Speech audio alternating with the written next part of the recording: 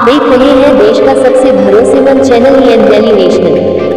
गोरखपुर विश्वविद्यालय का एक होनहार विद्यार्थी सामने देखिए आयुष मिश्रा, जो ओवरऑल सभी पेपरों में 78% नंबर पाया है, उसको एक पेपर में साजिश करके क्लासिकल मैकेनिक्स में रिटन में 75 में 34 नंबर दिया और इंटरनल परीक्षक ने 25 में 1 नंबर दिया।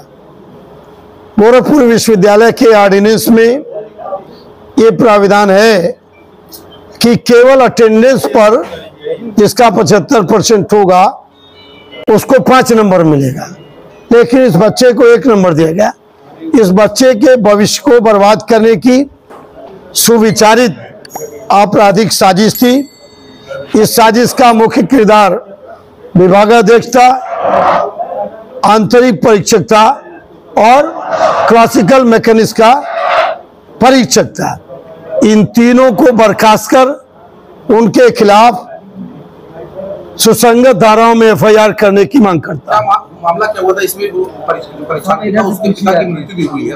उसके वो जब आया मेरे पास वो लड़का आया था 28 तारीख को, 28/8 को आया और मैंने तुरंत वाइस चांसलर को पत्र लिखा, उन्हें फोन किया और बताया कि इसके साथ अन्याय हुआ है। उन्होंने कहा मेरे पास भेजे, मैं इसकी मदद करती हूँ। जब वो गया VC मैडम के पास, VC ने विभागाध्यक्ष को फोन कर बुलाया तो उसने कहा कि हम इसमें कुछ हो नहीं सकता है। 2 दिन बाद फिर विश्वविद्यालय प्रशासन की तरफ से फोन गया उसके पास कि तुम आ जाओ, तुमसे बात करना है।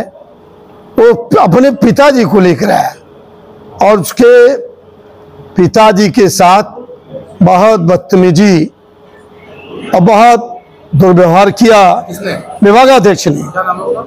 विभागाध्यक्ष का नाम मत जानिए, मृतक का नाम जानिए। उसके पिता का नाम है मुरलीधर मिश्रा और मुरलीधर मिश्रा वहीं हार्ट अटैक हो गया, गिर गए। सबसे पहले तो उसका PCR करना चाहिए था, उसे अस्पताल ले जाना चाहिए था, लेकिन मानवता शर्मसार कर दिया विभागाध्यक्ष ने। उसने अपने कमरे से बाहर सड़क पर डेड बॉडी को रखवा दिया। काफी देर बाद एम्बुलेंस आई, एम्बुलेंस सीधे अस्पताल ले पहुंची, जिला अस्पताल ने मृत घोषित कर दिया। विभागाध्यक्ष ने यह कहा कि इसकी डेड बॉडी कोई देखने न पावे और इसको लॉक करो अंदर से, इसके घर ले जाकर के ये इसका लॉक खुले। तो इस प्रकार से ये तीनों अपराधी हैं, जिम्मेदार हैं। उसके आयुष मिश्रा के पिता के हत्यारे हैं और जो हत्यारों के खिलाफ कार्रवाई होनी चाहिए वो सुसंगत।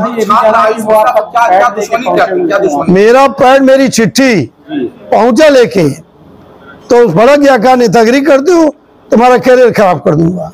दुश्मनी क्या छात्र पीछे क्यों? कोई दुश्मनी नहीं होती है, तो छात्र जब बेगार नहीं करते हैं तो शिक्षक उनके उत्पीड़न में लग जाते हैं। ये सीधा साधा लड़का था, गरीब घर का बेटा था, बेगारी करने की उसकी स्थिति नहीं थी। अब बेगारी में बहुत सारी बातें आती हैं, उसको कहा नहीं जा सकता। जो विभागाध्यक्ष है, अब इसकी नियुक्ति फर्जी है। इसकी नियुक्ति को इसने और नहीं देखी, अपने पत्नी का भी फर्जी डॉक्यूमेंट करा के माध्यमिक स्कूल में प्रिंसिपल बना लिया। 2018 में इतिहास विभाग में अयोग्य रिश्तेदार को, जो पढ़ाई से दूर थी, दिल्ली रहती थी, अपने बच्चों की परवरिश करती थी, कोई योग्यता नहीं थी, योग्यताधारियों को दरकिनार करके और अपने करीबी रिश्तेदार को नियुक्ति करा लिया। तो ये सब फ्रॉड। विद्यालय में इतना उनका दबदबा क्यों है? अब दबदबा इसलिए कि छात्र संघ नहीं है।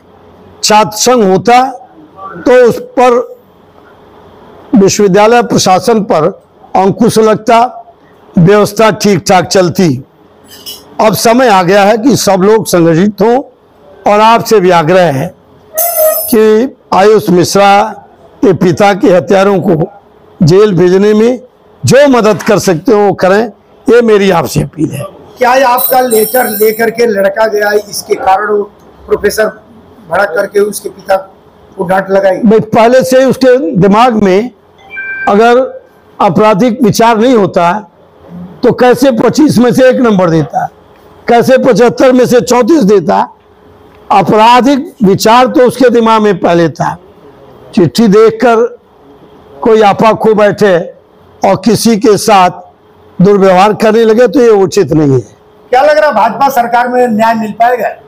न्याय के लिए लड़ना मेरा काम है और जब तक अंतिम तक लड़ूंगा जब तक उसको न्याय नहीं मिल जाएगा।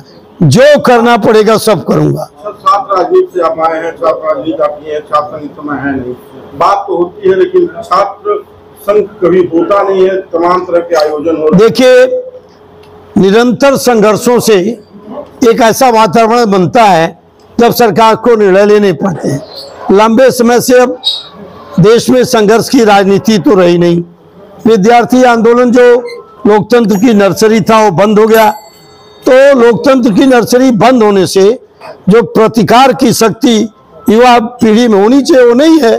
इसी वजह से सब दुर्दिन देखने पड़ते हैं। एमएलसी साहब, एक लास्ट सवाल है कि क्या मैडम के ऊपर जो कुलपति है उनके ऊपर भी एफआईआर की मांग करेंगे? आप विधानसभा में भी उठाएंगे क्या? विधानसभा में तो उठेगा, लेकिन मैडम तुमने तो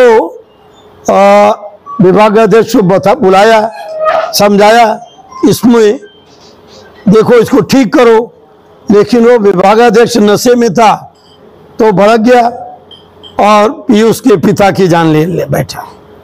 इसलिए इस अमानवीय क्रूर हत्यारों को जेल जाना चाहिए।